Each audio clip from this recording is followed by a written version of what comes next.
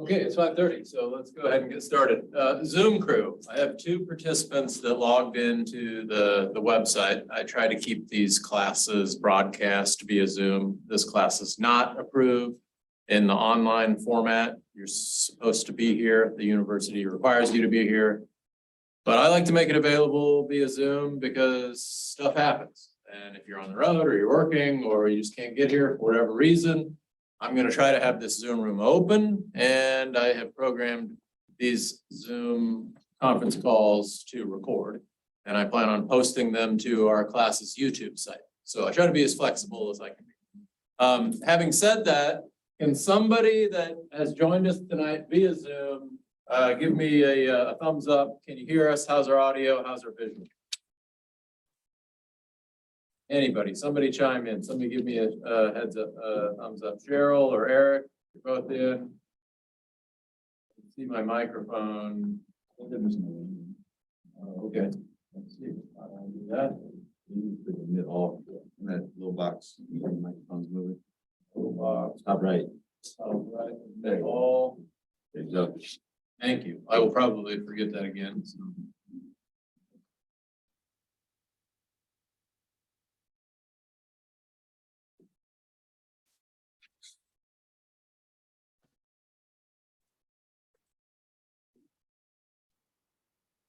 Okay, hey, Eric and or Cheryl, can you hear me okay? Yes. Terrific. Okay, love it. I was just telling the rest of the class that I try to make these classes available via Zoom.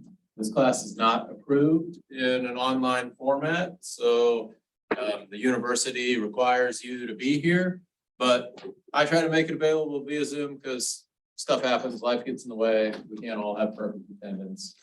And these Zoom webinars are recorded and will be posted to our YouTube site. So if you ever miss a class, look out there and you should be able to find it. Now, having said that, this is a hybrid format. While it's not approved for 100% Zoom, this is not my full-time job. I'm not an instructor. I'm not a professor. I'm a portfolio manager. I own a registered investment advisory firm in town. We have 2 brands.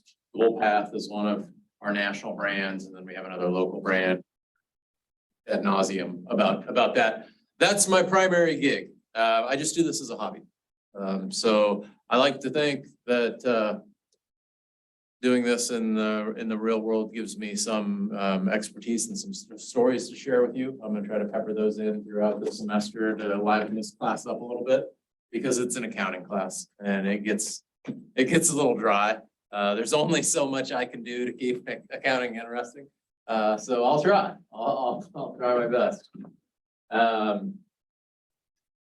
So tonight, excuse me, my plan is to go through the syllabus and hit the highlights of module 1.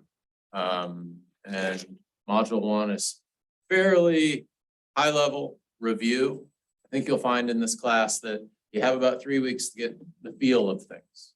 And then after we get to weeks 4 through 11, really, we start to get really deep and really technical very fast. So if you don't have a good understanding of the prereqs, which would be accounting, finance, and a little bit of econ, get help quickly.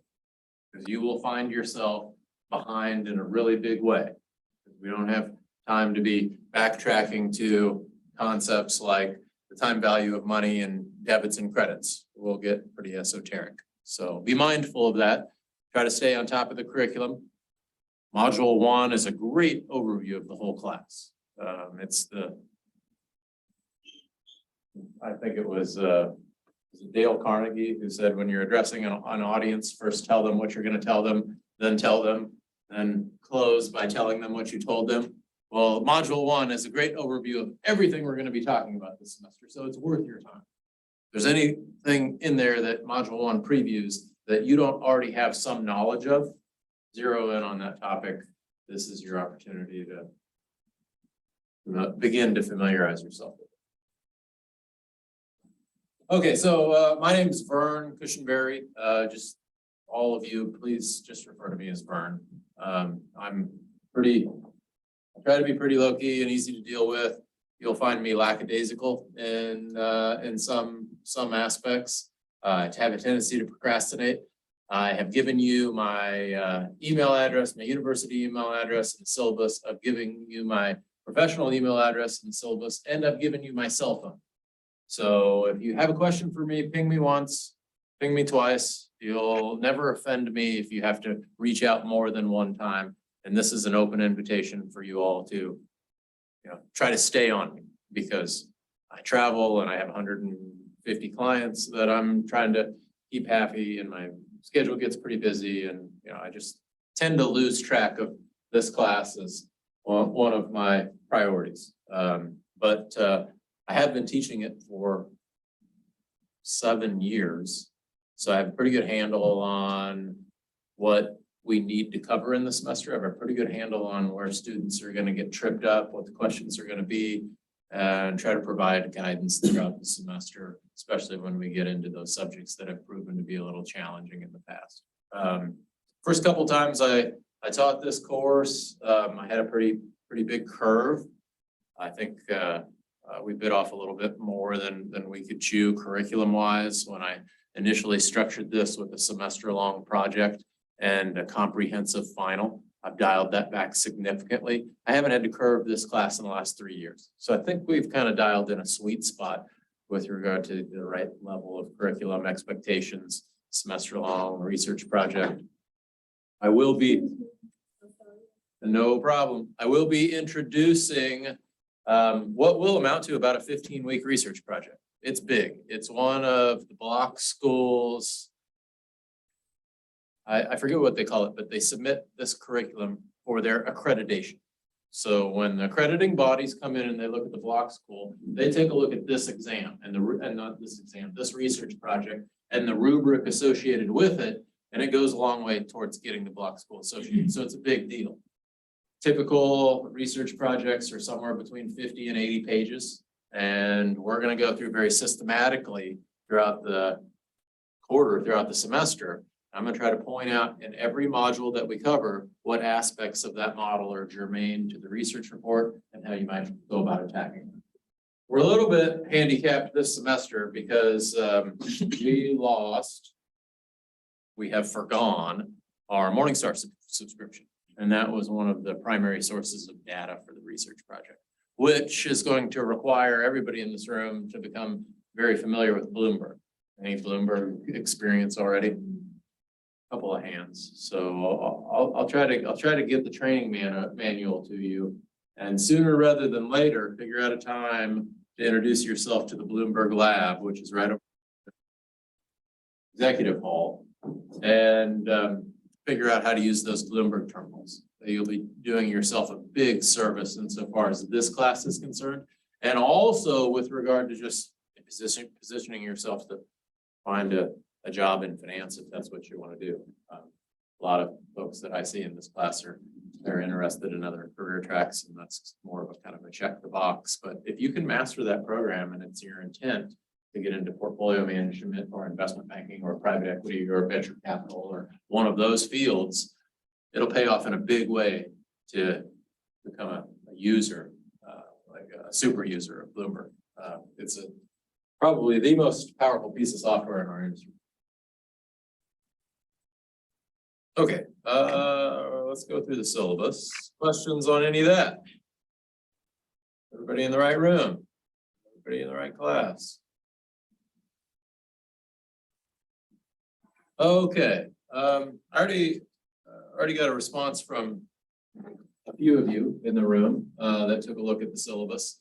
There's an assignment due tonight, night one, but get it to me next week or the week after that. It's a 3x5 note card, and it's only 10 points out of 1,000-point semester. So it's not a big deal, but it kind of is a big deal, and I'll tell you why. It's my intent to get to know you this semester, and I'll get to the end of the semester and I still won't know everybody's name. But this is the way I try to do it. Little 3x5 with your picture and your name and what your major is, where your hometown is, something else memorable. And then I'll use these like flashcards throughout the semester. And if I get to know you this semester, then I can help you out. I can network. At the end of the semester, if you have a B+ or a C+, or you're just on the line somewhere and you need a little help and you want to appeal your case, you want to resubmit a homework assignment, you want to argue an exam point. If I know who you are, then that's going to be an easy conversation. And the first way to begin that conversation is to give me my 3x5 card. And that'll allow me to try to get to know all. If we get to the end of the semester and I don't recognize you, I don't recall your name and you've been attending mostly Zoom rooms and I haven't seen you in this class, well, you've just adopted the Byrne-Cushenberry model of eking your way through your master's in business program. So there's absolutely no judgment whatsoever, but I'm going to have a hard time rounding your score up. It's just kind of how I view measuring everybody's effort in this class. So give me that card and I'll try to get to work. Everybody's here, so we're familiar on the times for this program.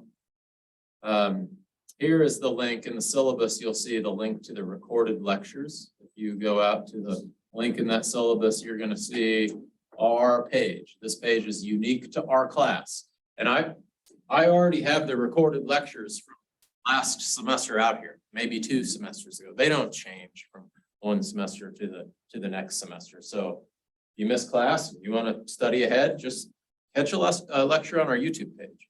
You're going to see that I'm traveling throughout the semester and every other class period, I'm going to leave you to your own and our recorded lecture, and then we can just go back and forth with Q&A, and that's a way for us all to kind of keep pace. Some of these are going to have to be updated. You can see here, like the #1 video, the company selection video. I have to delete that. You click on that, it's going to take you to a short video describing what I expect of you all when you're picking your companies for the research project. When I first taught this class, I just left it open. I'm like, pick a company, do research on it. It was a disaster. What I learned is that there are certain companies that lend themselves well to analysis during this semester. Banks don't lend themselves well to traditional financial statement analysis. MLPs don't lend themselves well to traditional financial statement analysis. A lot of tech companies don't lend themselves well, any new startups. So what I'm looking for to really apply this skill set is a company with a substantial operating history. So in prior years, I set up a screen and I would require everybody in this class to go to that screen and select from that company list. Unfortunately, that was hosted by Morningstar. So that screen doesn't work anymore because we don't have access to that software. So what I'm leaning towards is the list of dividend aristocrats. Is anybody familiar with the list of dividend aristocrats? Someone over here. The list of dividend aristocrats are predominantly blue chip companies that have paid and raised their dividend for a period of 50 years, which is pretty impressive. What I like about it is that track record gives us as a group the opportunity to analyze their balance sheets, their income statements, the history of dividends, so on and so forth. So look there, that's a great place to find a company. If there's something else that you just are interested in, want to do work on, run it by me. What I need to see is a 10-year history of earnings. If you have a a splotchy earnings history, it's gonna get challenging to do the work on that. If you have a company that's been through a lot of mergers and acquisitions, you're not doing yourself any favors because that's gonna get very complicated. Take a look at a company like Procter and Gamble, probably on the dividend aristocrats list. I haven't checked, but it's a blue chip company that's been around forever. Very stable business model, doesn't do a lot of M&A. It's boring, but it's gonna be an easier and more digestible research project. So begin to think about that. As soon as you've elected your company, go to our Canvas page, and there's a forum that I set up. Claim your company. You just go out there, what's your name? You say your mom? Maham, did I say it right? Yeah. Okay, so you just go, Maham claims Microsoft or Cisco or GE, and then nobody else in the class can claim that for their research project. I don't want any duplicates. So it's first come, first serve. Get out there, claim whatever you want to work on, and that'll be yours. And then we'll try to take a deeper dive into some of the accounting for your individual companies as we move through the class. So that's our YouTube page. Check that out.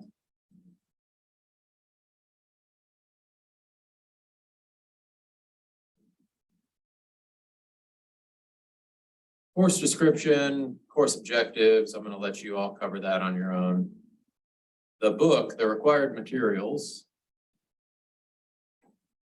is Financial Statement Analysis and Valuation by Easton, McAnally, and Summers. The link is in the syllabus. I need for everybody in class to come out here and buy one of these soft copies, or you can buy access to the website and an old used copy of the books, depending on how you all study. I like to have a real physical copy of the book. It doesn't seem like most folks that take this class these days need that. They just get an online version. Now, with the online version comes videos and tutorials and sample exams and homework. So all of our homework and all of our exams are going to be through this test-taking software. So when you have homework to do, you're going to come out here to this login page.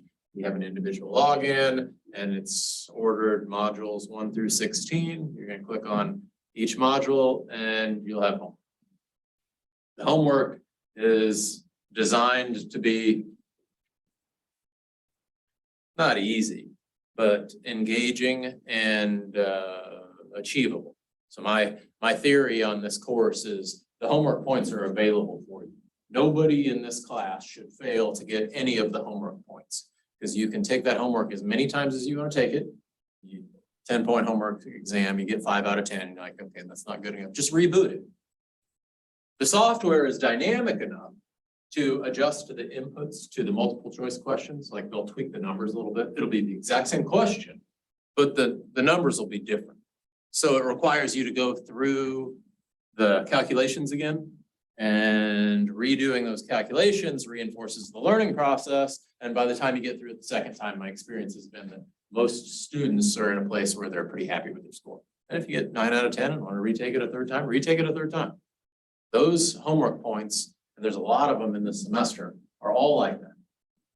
Take them as many times as you want, and you can submit them late. Like there's really no due date on the homework. If you want to procrastinate all semester long, and then give me a big homework dump on the last day of the semester, you'll get all the points. Don't do that. That's a really bad strategy for passing the course, but you could. Here's the catch.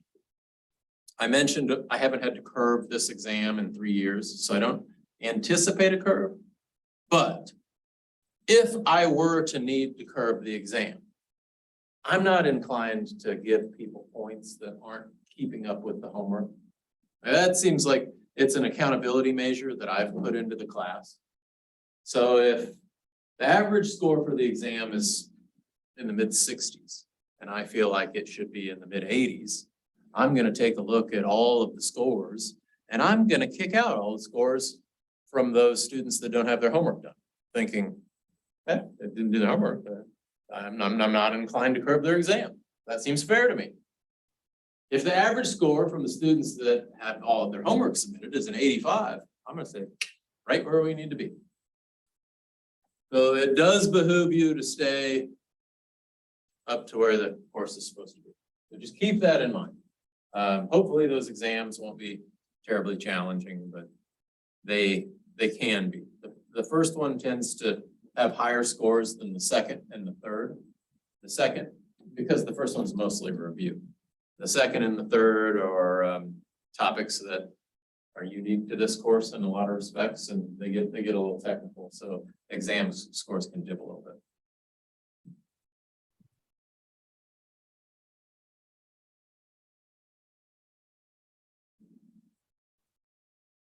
Okay, so the syllabus will tell you how to set up that site with My Business courses.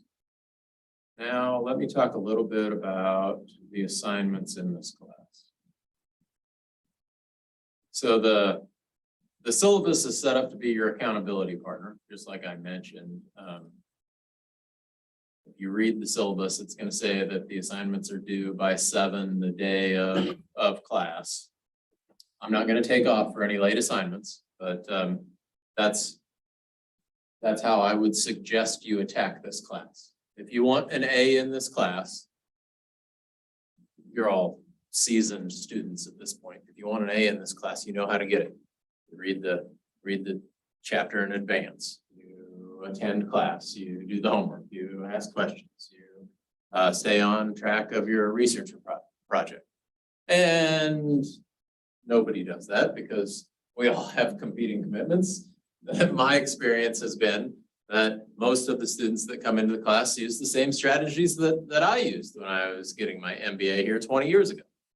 You show up for the first 2 or 3 classes and you get a feel for the instructor and you cross-reference that against the skills you already bring in from your prereqs, and you make your own decision about how difficult this class is going to be, and then you decide whether or not you're going to keep coming to class. That's fine. That's fine. If I don't ever see you past week 3 or 4, I'm going to know you're using the same strategies that I used when I was in your seat, and those strategies work. Those are good life hacks, and I don't judge in the slightest if that's how you want a game plan for your degree track, because I suspect most of you probably have 2 or 3 classes that you're trying to balance. Nevertheless, if your intent is to get an A, I've designed the syllabus to kind of guide you through that process. So the research project is right here in the syllabus. I will show you on our Canvas site an example of what an A looks like. If you go out to our Canvas site, you'll be able to navigate to sample research reports. And I've cherry-picked a handful from prior semesters that I thought were really, really good. And I've posted them out there for you to see. So you'll be able to see how these are recognized. There's a format that I require. Don't deviate from the format. When we get to the end of the semester, I have, however many people are in this room, I think we have 40 registered for this class. I have 40 50-page papers to grade. And it's a monster task. So in order to do that with any efficiency whatsoever, I need every paper to look identical in terms of format. The cover page, the second page, the format's identical. We go through what I call a 4 M's framework. I want you to organize your research according to this 4 M's framework. We're going to be talking about that a lot in the semester. The 4 M's stand for management, moat, mispricing, and mark. So we assess the caliber of the management team. Moat, you can think of, I needed an M, so we went with moat. You can think of as a company's competitive advantage. And mispricing, that's traditional valuation analysis. So how does what we think the company is worth compare to where it trades on the stock market? And then lastly is mark. And you can think of mark as your ESG criteria. You know, is this company having a positive impact on the world? And make your own assessment with regard to that. What we want to make sure of is that we're not doing business with crooks. And I'll give you a preview to one of the first assignments of this class, which is to assess management by reading the proxy. And we're gonna be hitting on that theme nearly every time we meet. Some of the, is that door locked or something? Door locked? Sorry, come on in, join us. So I was talking about management. Some of the absolute worst mistakes I've ever made in my investing career have been because I chose to invest with management teams that were not of a very high caliber. Ultimately, they turned out to be crooks for whatever reason, stealing from the company, paying themselves too much, using poor accounting practices to enrich their own pay packages. So that's what I want. When we get here in a moment to the proxy analysis, the number one criteria for that assignment is to find out how your management teams get paid. So first, pick a company, then read the proxy, find out how your management team gets paid. Getting paid is, you'd think that would be easy. You know, what's their salary? Their salary is published in the proxy. Most CEOs are going to get paid somewhere between 500,000 and $1 million. Well, that's normally only a fraction of their total comp package. What I really want you to dig into is that comp package. I want you to be able to quickly identify what their comp is linked to. If it's stock options, if it's shadow stock, if it's restricted stock units, if there's some profit sharing interest. All of these that I just named are quasi-equity in some capacity. All of those as quasi-equity are governed by contract, which means that you can lay out the rules and the vesting schedule and the clawbacks and any terms and covenants that you want associated with those comp packages. And that's all detailed out in the proxy. Most of the time, those compensation packages, which they can be in the millions, most of the time they're linked to some identifiable accounting method. Return on assets, return on invested capital, earnings growth. Find out what that is. Find out how your management teams get paid. And then throughout the semester, I want to be able to call it. I want to be able to call on you, and I want you to have you tell me what your management team's comp packages are like. And then I want to ask you a follow-up question, which is based on the accounting criteria we're looking at on the screen, which one would you pick if your intent was to line your own pocket? And then cross-reference that against the accounting treatment that they actually picked, which you'll find in the 10Q and 10K. And lo and behold, you'll be surprised how often those two are the same thing. And I think that's what this class is all about. If you can get to the end of this class and understand just how much flexibility is built into GAAP, generally accepted accounting principles, for management to massage and create a picture of the company that they want to share with investors, then you will have grasped what we're trying to grasp in this class. And then the next step is just the application of that. Almost with every little bit of accounting that we'll look at this semester, there's some room for estimates or interpretation or the selection of different accounting treatment. Those all have consequences. They all flow through the balance sheet. They all flow through the income statement. If it flows through the income statement, it's going to change your earnings. If it changes your earnings, it's going to change your return on equity, and it's going to change your return on assets. If any of those are linked to comp packages, you're going to get paid for yourself. So hopefully, many of you will find yourself in the C-suite shortly after you graduate from the block school, or maybe some of you find yourself there now. That's terrific. This is not an ethics class. So what you choose to do with this information is entirely up to you. Use it however you wish. Okay. Move on.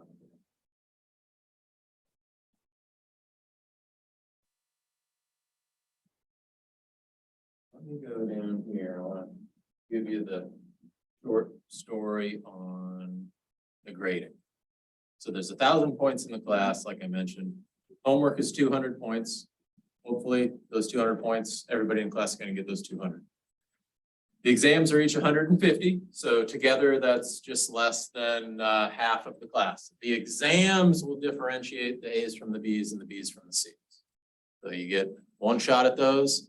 You take those online. We'll revisit the format here before the first exam in about 4 weeks. But they're open book and they're open note. Don't let that kind of lull you into a false sense of security because they're timed. And if your mindset is, well, it's open book, open note, I'll just look up all the answers, you'll fail. Because with 120 minutes, you will run out of time if you have to look everything up. You'll have time to look up about 1/3 of the multiple choice questions on the exam. Everything else you really need to know or you'll run out of time. And I've had a lot of students caught by surprise. So approach it that way. And then you'll get an exam window. So I'll say, okay, next week the exam is going to be open. Take it anytime in the next 7 days. So you go out to mybusinesscourses.com, you log into the website, you open up the first exam, you click on go, then you have 120 minutes to answer 40 questions. Now, what would prevent 2 of you from just taking the exam at the same time and partnering up? That's the dynamic process. The software is smart enough to load the questions at random and to change the numbers for each individual exam taker. So don't try to do that. There's probably another way to outsmart it that I haven't figured out just yet. If so, if you figure it out, good for you. Tell me at the end of the semester.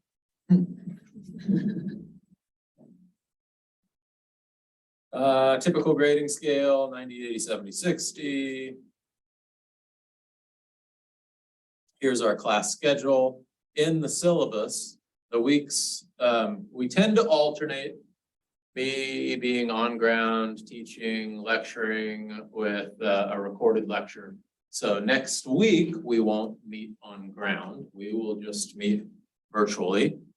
Go out to our YouTube site, click on the recorded lecture for module 2, and then I will see you in 2 weeks, actually 3, because we have Labor Day in there. I will see you in 3 weeks back here for module 3. I'll lecture on module 3, answer questions, make sure everybody's up to speed, take complaints, and we'll proceed that way. Later in the semester, I have a couple of scheduled events out of town. So you'll see that one on, one off kind of deviates down around November, second weekend in November. I have to be going back to back. So I've just kind of worked around that. But it hasn't been a problem in past classes, and I don't expect it to be a problem in this one.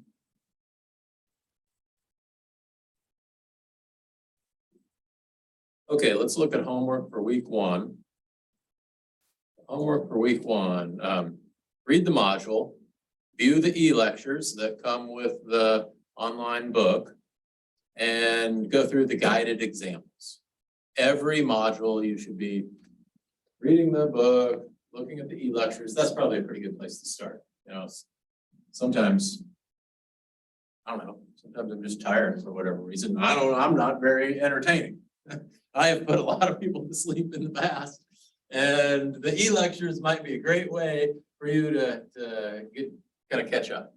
If you want to go back, we have a pretty technical module on international tax treatment or the accounting for defined benefit plans, and you need a little refresher, and I'm just not getting it done for whatever reason, supplement that with the e-lecture, because the text's authors, they do a pretty good job. So know that resource is out there. I would encourage you to look at that before every class. Give me a 3x5 notebook card, and then next week, I want you to have selected your company. Look at that dividend aristocrats list, and or send me another company that you're interested in with 10 years worth of earnings history. And then the proxy analysis is worth 40 points. Now, this is homework.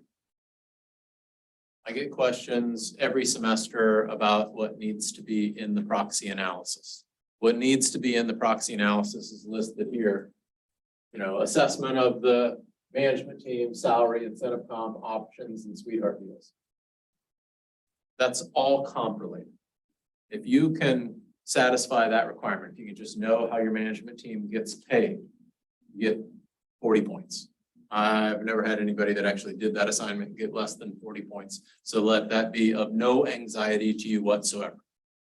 How many in this room, just by show of hands, have read a proxy? Okay, so we got one and a half. So I know I'm a huge accounting nerd, right? But this is my favorite financial statement. For that reason, you get to find out how management teams get paid, and you get to find out what conflicts of interests are embedded in the company.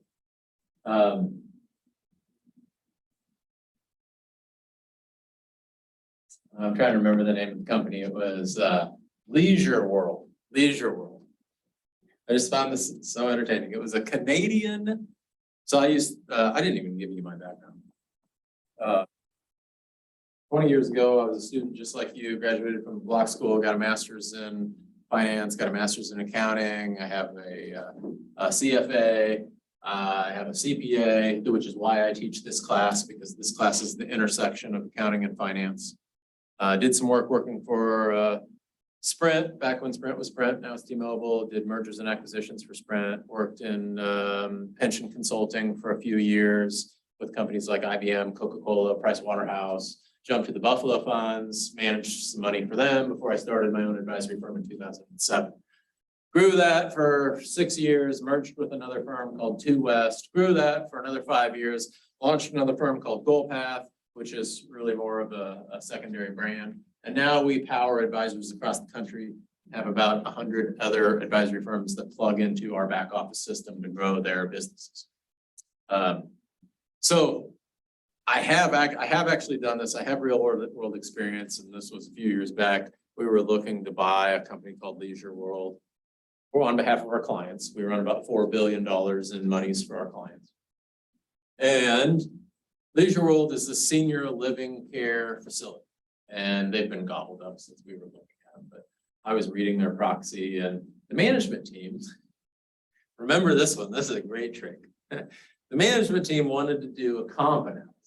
So periodically, if you're a CEO and you feel like you're a little underpaid, you might engage a third-party consultant to come in and take a look at your comp structure and compare that to 4 or 5 peers across the industry and report back to the board of directors. If you are underpaid, then this exercise will clearly demonstrate that to the board, and you can lobby for a higher salary. Okay, nothing unusual about that so far. But as I kept reading the proxy, it was disclosed that they hired, it was one of the big 6 accounting firms at the time, let's just say Ernst & Young for the sake of argument, to come in and do that little audit.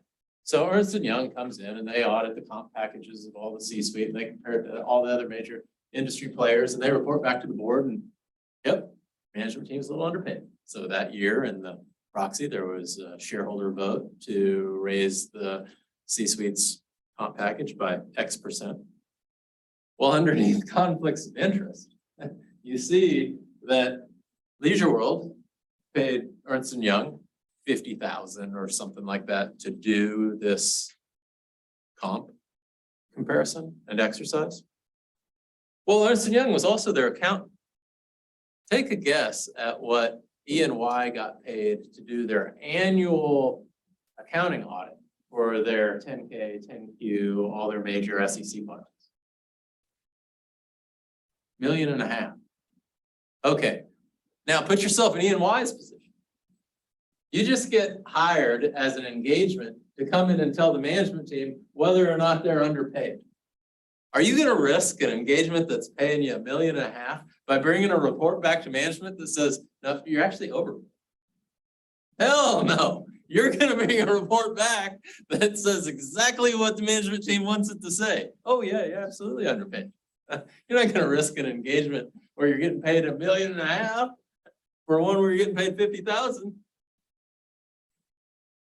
I guess we were the only ones to take issue with that because it didn't seem to bother the board in the slightest, and they rubber stamped management's pay package. And now you all have one trick that you can take from this class. Be mindful of that if you ever have to do a comp analysis for your own pay package. So that's due next week.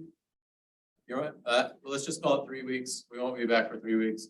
But before you can get to that assignment, you actually have to pick a company to do work on.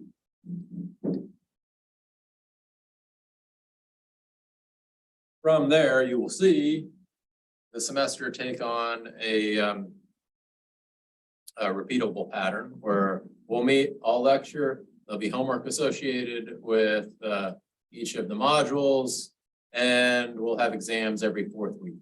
So the first exam is about a month from now, week 5. Exam 1 covering modules 1 through 4 will be the week of September 26th.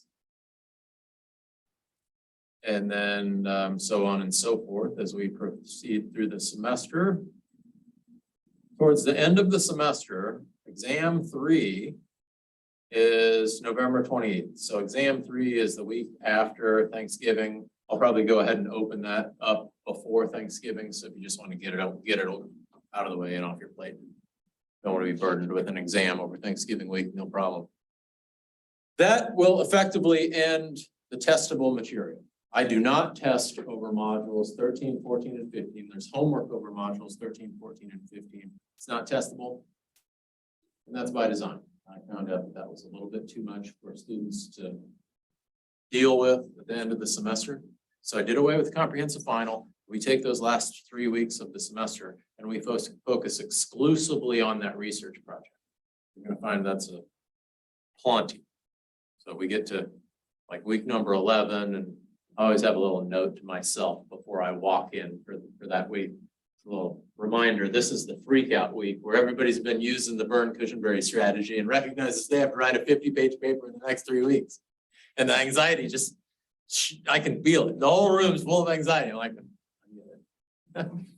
so I will try to coach you through that and give you some strategies for how to manage through that research paper. Because you have to pick your company in the next couple of weeks, one of the first things that I would do is familiarize myself with the Bloomberg Lab over here. And Wall Street research is available through those Bloomberg terminals.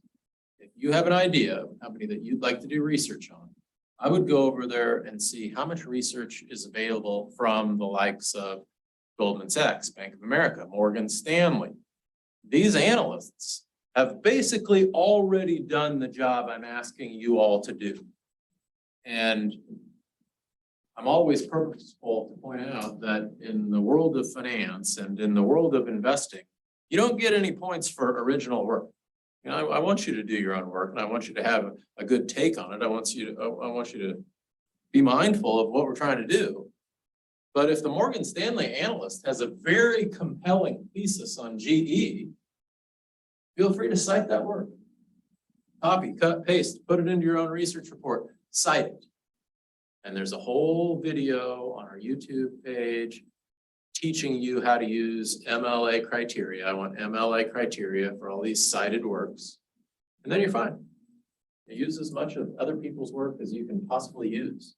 And what I will be looking at from you is an executive summary that kind of takes all these pieces that we'll be collecting throughout the semester and argues to me, because I'm the reader, about, you know, why you think a certain investment thesis is the most accurate. So head over to Bloomberg, try to pick a company that has a lot of research, and you will have done yourself a huge favor. It's completely free, right? The Bloomberg terminal is free? Yes. And is open like throughout the day or only Eastern time? Oh no. Does anybody else know the answer to that? Okay, I'll try to find out and let the class know. Okay, and then we have all our university policies and procedures, academic misconduct, student behavior, so on and so forth. And that's the same as you see in every syllabus. So there you go.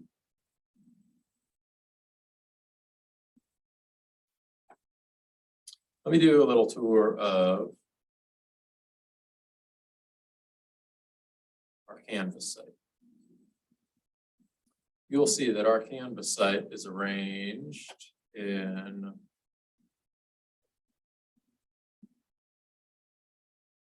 modules.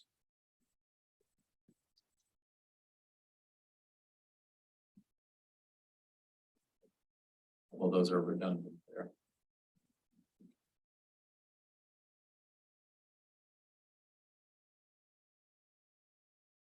Okay. There's the proxy analysis and some corporate governance terminology. Look at both of those for the proxy assignment. And then below the proxy analysis, you'll see something called the solutions manual. That is exactly what it sounds like. I have posted all of the answers to all of the questions, to all of the homework on our Canvas site. So there should never be any question about where do I go to get resources and help. You ask me a question, the first question I'm going to ask you is, did you check the solutions manual? Now the software is smart enough to change the inputs just slightly so that the outputs don't match exactly the solutions manual, but the procedure matches exactly the solutions manual. So if you're working towards the underlying components of return on equity, and you have to break down return on assets as profit margin times asset turnover, while the numbers might be slightly different from the solutions manual to the homework, the methodology is going to be identical. And if you go through that methodology, you're going to get the answer to the question. I've had a lot of success with that. So know that this is out here. Know this is where you go to find help with any of the homework. That's worked very, very well for prior classes. And I have found it to be a pretty good way to reinforce the information. So I don't have, first time I did that, I'm like, okay, well, I don't know if that's a good thing or not. It turned out to be a pretty good thing. Here's the glitch, and I don't know. Maybe I just timed out. Here's the research project. The rubric is posted out there. What I wanted to show you was the sample. So you'll see the templates are out here. I told you that I wanted all of the research projects to look identical. So this is how they end up looking identical, is I give you the template, put the research report into that format, and then I have some old sample reports out here. So Qualcomm is the best one out here. If you come out here and you click on Qualcomm, that's the best report I've ever had submitted in this class, and I bought it on behalf of all of my clients, and I think we're up 200% since this was 17. So not bad. 4 years, up 200%. That's great. My clients are very, very happy, and there's been a handful of stocks that I've ended up buying from ideas pitched in this class. That's kind of fun. If I end up buying one of your recommendations, I'll let you know. And it's I mean, there's no higher recommendation that I could give, right? If you want a recommendation from me, convince me I need to buy one of your stock pitches and have it be right, and I'll endorse you as wholeheartedly as I can. So if you look at this report, you'll see the general format. This is the template that I share with all the students. All of this information is available on Bloomberg. You just actually have to go get it. That's a semester-long project, so just do that as time allows. And then that cover page is designed to hit the high points, and then we take a deep dive into Qualcomm. What do they do? What the investment thesis is. This student did a very good job of distilling that in a distinct manner that we could comprehend from the executive summary. All of it's cited using MLA format, talk about the management team, moat, mispricing, mark, so on and so forth. And then after you get down to about, this is, let's see, the executive summary here goes to about page 15. So the first 15 pages of this report are the report. Everything else is an appendix. And in the appendix, you can see this student just organized this by module and went modules 1 through 15 and covered the most relevant and salient points from each module. And that's overkill, so to speak, as it would apply to the real world. But it's how this class is organized because I need some example that it's clicking. So when we get to module 5 and we're talking about inventory accounting, and you're working on I don't know, some company that doesn't have any inventory, what company would that be? Like a software company. You're gonna be able to say module 5, not applicable, check the box and move on. Now, if you're working on Southwest Airlines and we get to the module on lease accounting, that module is gonna be pretty fat because you're gonna have a lot of work to do on how they account for the leases of their airplanes. Whereas some company like Microsoft might be able to say not applicable, check the box and move on. This is where the analytical skill set comes in. I expect you all to be able to recognize what's pertinent and what's not pertinent to a particular company. That's where the nuance lies. That's where the subtlety lies. That's why analysts that work on Wall Street can make north of 6 figures as they have command of the idiosyncrasies associated with an individual company and how the accounting applies and what that means for the SWOT analysis, so on and so forth. Okay, so check that out. I think that's a brief overview. So all the PowerPoints are out here. You have all those. There's some old practice tests out here. When we get to exam 1, exam 2, come out here, look at these old practice tests. You'll get an idea of the format. There's also practice tests on the course textbook website, mybusinesscourse.com. There's practice tests associated with each module, 10 multiple choice questions that are designed to look like, feel like, function like what you're going to see on the exam. So take a look at those, take those take those practice tests and you'll be ahead of the game when exam time comes.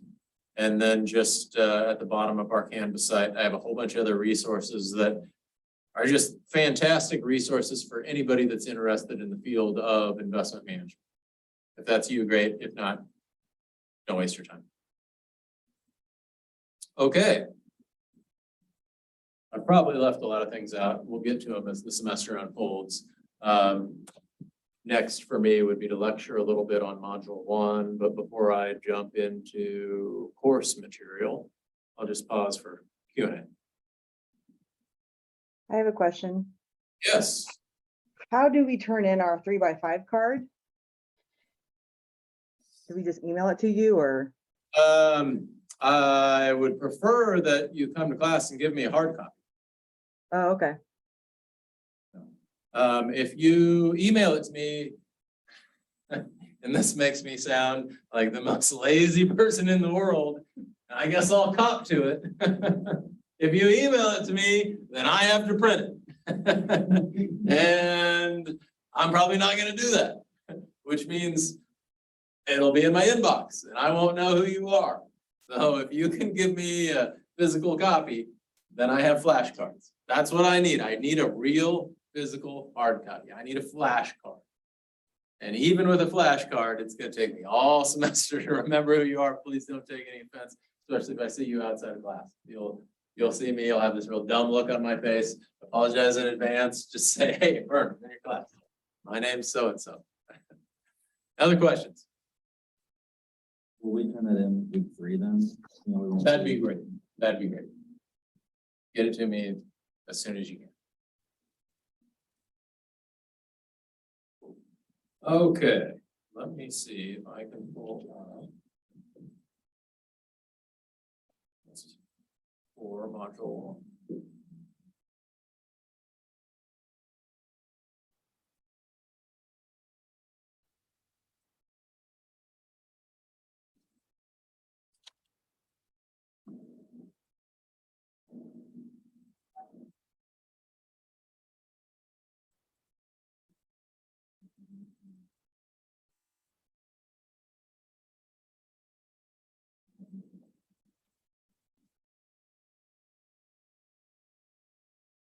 They have a little clicker. I can't find it, so I'll just lecture behind the podium here. So module 1, overview of the whole semester. We start out with the evaluation framework. Who are the users of financial statements? Why do we do this? We're taking a look at the accounting for some reason. This is an accounting class, but it's not. We're trying to take the accounting and advance it to the next level. So we think about who uses what we do, who's gonna employ us as analysts. And the authors talk about, well, there are several reasons why you might wanna do what we do. Maybe you do mergers and acquisitions. Maybe you're working for IBM or Coca-Cola or Ford, and you need to understand their accounting for a variety of different reasons. Maybe you're looking at another company to buy. Maybe you're working for their investor relations department. Maybe you're a credit analyst that works for Ford's financing department. So you need to understand how the loans that you extend affect the internal credit quality. So you're an analyst that works for a Fortune 500 type company. What if you're a bank? You work for a bank, you work for a large lending institution. You need to be able to look at the financials of corporate America and assess the creditworthiness. You know, what are you going to lend the money at? How are you going to charge for that money? What's the interest rate that you're going to put on that money? What if you're working for a mutual fund company? This is my background. I tend to see this whole class through the lens of an investor. Would I buy that stock? Would I sell that stock? Well, to put that skill set to use, you have to have a deep understanding and knowledge of the accounting so that you can make an assessment of what a company's fundamentally worth. Every year, I serve as the industry sponsor, mentor to the university's CFA Challenge team. And Dr. Clark and I will recruit 4 or 5 students out of the block school to draft a paper not too dissimilar from the research project we look at in this class. And then we take that down and we present it to the CFA Society here in town, and we compete against Kansas State, KU, Missouri, a few others. And we've won it a couple of times. Went to won nationals 5 years ago, and got to go present in Singapore, I think. So we've had a lot of success. And that's typical of the kind of skill set that you would see in the mutual fund, private equity, venture capital, so on and so forth. Module 1 kind of walks through all those uses, gives you a review of the accounting. Slide number 5 here is the whole class in one slide. It walks you through the process that we will be methodically unfolding for the next 15 weeks. Modules 1 through 15. Module 1 talks a little bit about competitive dynamics. Context is everything in the world of investing because opportunity cost plays a huge role. If you have $1 million to invest and you pick company A, well, by definition, you did not pick company B. So you're always valuing company A relative to company B. And in order to do that, you have to have an understanding and a knowledge of every player in the industry. So we're going to compare Pepsi and Coke. We're going to compare Ford and GM. You're going to compare all the major players in your industry. And to be good at this, to be really, really good at this, you need to have an understanding of their competitive positioning and their strategies. You need to know how company A is pricing itself in the market relative to company B. Where do they think their advantages are? How does their supply chain position them to outcompete some of the other players in the industry? And that gets very advanced and very deep and very nuanced, and we won't be able to cover it all in this class. But if you do pursue a career in this space, some of the analysts that work for the big banks on Wall Street are some of the most knowledgeable people in any industry. I remember when I used to work for Sprint, there was a gentleman named Brad Heinz that worked for Sanford Bernstein, which is now Alliance Bernstein. I got gobbled up. And he was, by and large, considered to be one of the most knowledgeable people in the business. He would speak at conferences. We followed everything he had to say because he had trained himself to know the players in the industry as well as anybody else. And even the CEOs would call on him to get his take on what he thought was the next big piece of technology or how the geography was going to affect the different rollouts in terms of 3G, 4G, now 5G, soon to be 6G. And he was paid very, very well. I think he was paid upwards of $5 million a year. You guys probably too young, most of you, but like Meg Meeker back in the telecom media tech bubble. She was one of the premier analysts for all of the major players that were a part of the .com bubble. And even today, there are analysts that work for some of these banks that garner the same type of reputation and respect. So that's module one. Porter's five forces, SWOT analysis, value chain analysis. Those are concepts that you all should be familiar with from some of your prereqs. Fortunately, they're not challenging. You're really just using a concentrated lens to draw out some of the positioning that I'm talking about here so that you can get a handle on who sits where in the value chain. Modules 3 through 5. If you look at this second major chunk of our semester, we're going to start with profitability analysis in week 3, and we're going to work all the way through week 10 when we talk about international tax treatment on adjusting the financials. That's where the meat of the coursework is. We're going to get heavy into the accounting. We're going to talk about all the major assumptions and estimates that management has to make. We're going to ask ourselves, how would they use this accounting to line their own pockets if they wanted to? How does that line up with what they actually did? Are there any pink flags that we need to be aware of there? And then when we see some accounting treatment that differs from other players in the industry, we're gonna have to reconcile that. So we're gonna need to adjust the financial statements. Now, we don't have the authority to adjust financial statements, but we can do anything we want with our own spreadsheets. And when we're trying to make decisions for ourselves, for our own money, or for our clients' money, we need to set things up so that they're apples to apples. And sometimes that calls on us as analysts to adjust to these financial statements so that we have an internal view that is consistent. So with all of these different accounting methods and measures, we need to know them well enough to reverse what management did.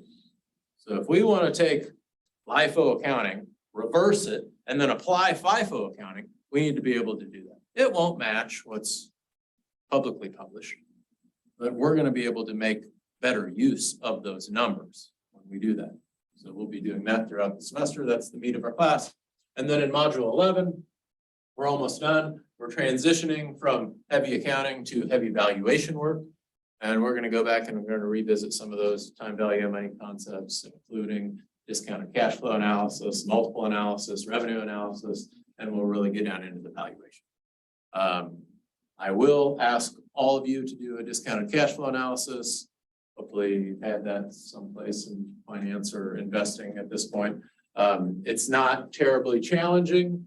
And I will also encourage you to use heavily any of the work that you see over on Bloomberg done by other analysts. And that's our semester. It will go fast.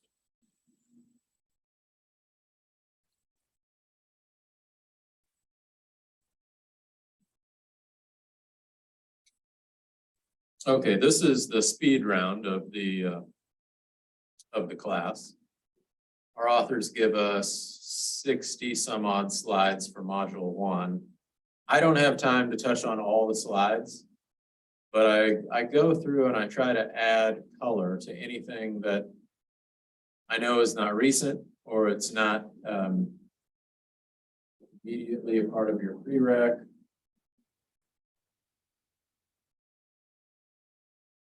Our authors talk a little bit about some regulations, international accounting statements, beginning accounting, assets equals liabilities plus equities. I don't spend any time on that type of material in this class. Here's an interesting chart. When I talk about putting things in perspective so that we have an understanding on the magnitude of what data means. This chart, can't see that very well, I can blow it up.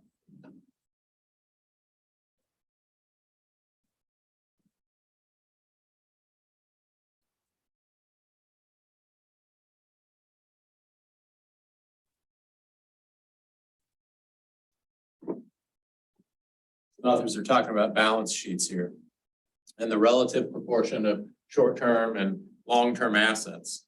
And you can see that Best Buy's over here has financed itself with over 60% short-term assets, which has, whereas a company that's much more capital intensive like Comcast shows up as the majority of long-term assets.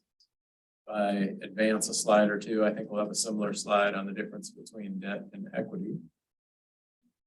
Yep, here's the same chart, only now we're looking at debt and equity, which is the total capitalization of a company. So if you start a new business, the simplest business you can imagine, lemonade stand or a car wash.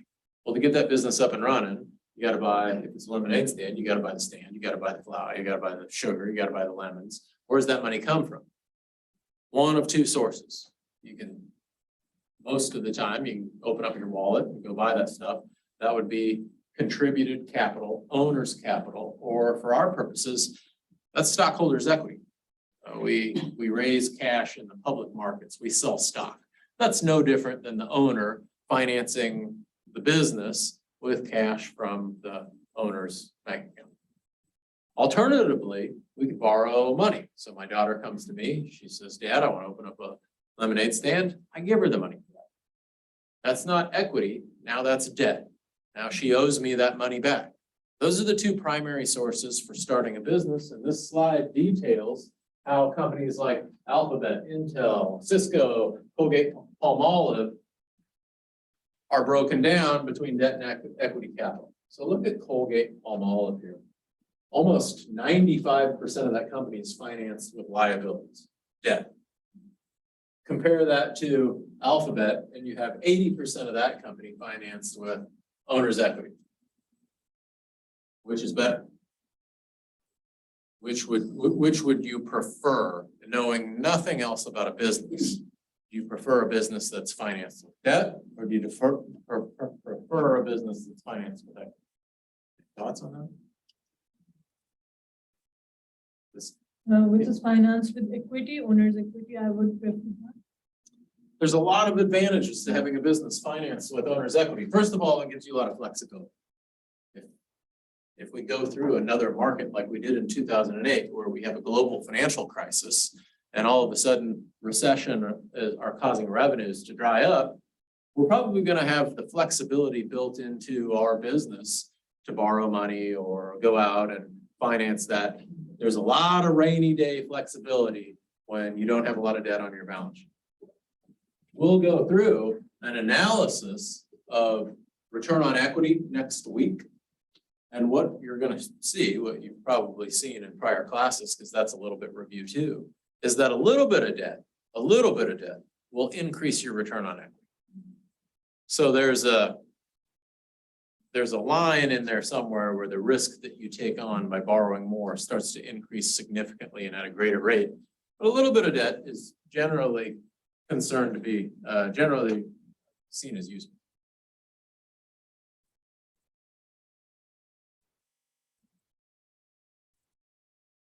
Module 1 will take you through the general outline of an income statement, general outline of a balance sheet. Again, if anything looks suspect there, get help sooner rather than later. I liked this chart that compared operating income as a percent of sales. So what we're looking at here is operating profit margin. Look at Intel over here. Intel, Apple, Johnson & Johnson, all highly, highly profitable. Most of J&J's profits are coming from their medical sales business now. Best Buy, CVS, Target, got some old line, capitally intensive merchandisers at the far end of the list there. Pick a company for your project. Find out where they lie on the spectrum. That's going to give you some idea of how profitable they are. And as you would expect, the more profitable a company is, the higher their share price is likely to be.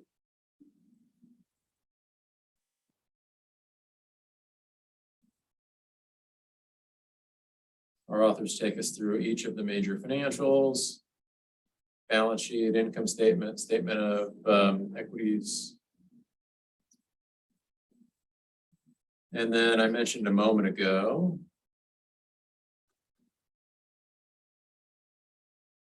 Module 1 also talks about Porter's value chain framework. And this will take a good semester to really understand. And if you go out to our YouTube page, there's a tutorial video that I shot outlining or detailing all of the resources that are available to you here at the Block School. Watch that video. It's going to walk you through how to access the Miller-Nichols library.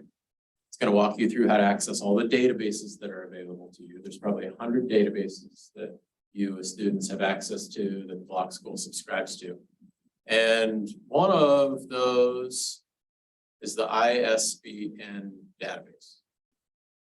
Terrific work on stuff like SWOT analysis and orders value chain. When you watch that video, it's going to help you navigate out there. You'll get a 60-page report on your industry talking about the major value components that are bound up in shipping, operations, logistics, marketing, sales, and servicing. If you're selling an iPhone, a component of the, I don't know, what's an iPhone cost? $700 price tag on an iPhone these days. A component of that $700 goes to pay for all of the logistics, all the operations, the shipping to your door, marketing and sales, subsequent servicing, anything that might be associated with that warranty.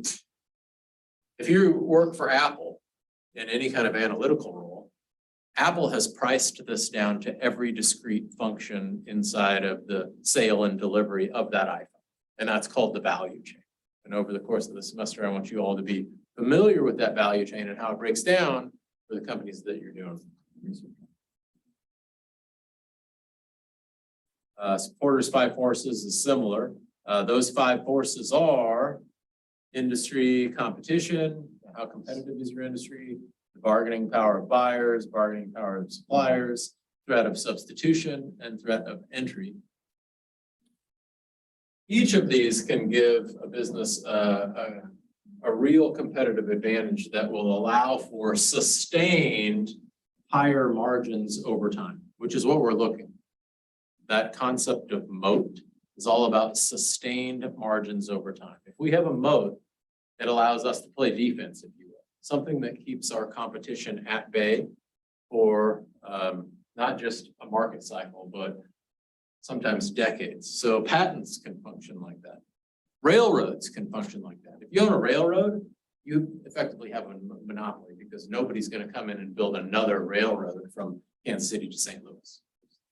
One set of tracks, the government has authorized the building of those tracks once. You own those tracks, you have a monopoly. That's a real competitive advantage, and it's sustainable. That's going to allow you to reap higher margins than anybody else that can't deliver on that. Patents, railroads, Apple would be like brand name. Apple has an ecosystem that allows them to collect margins higher than any of their competitors because they've built these phones that only communicate with other Apple phones and create a network effect amongst everybody that's also on that system. The more users they have, the more valuable that system becomes, and it tends to be a self-reinforcing type of business model. So that's another aspect of a moat that would fall into one of these major categories. This is an exercise I want all of you to go through as it pertains to your research projects and identify any competitive strengths or weaknesses in these 5 areas. SWOT analysis, strengths, weakness, opportunities, threats. You can find details to this in other research reports. So be thinking about that.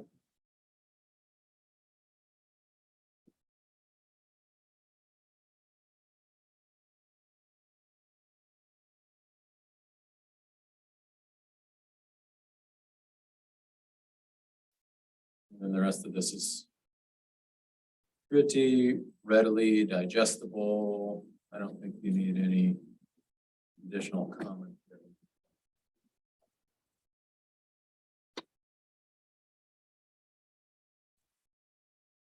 Okay, it's 6:43. We have 2 minutes.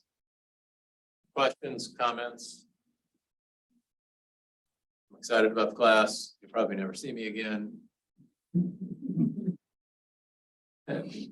That's fine too. And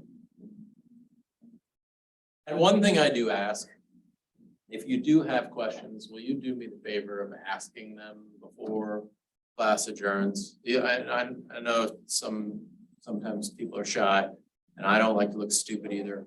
But if you have a question, I can almost guarantee you somebody else in the class has a question too, and it just saves me from having to answer it twice.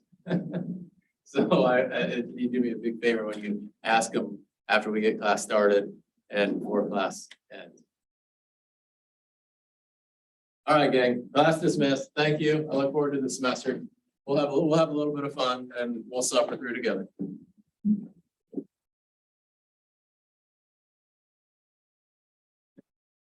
Thanks, Zoom crew. Thank you.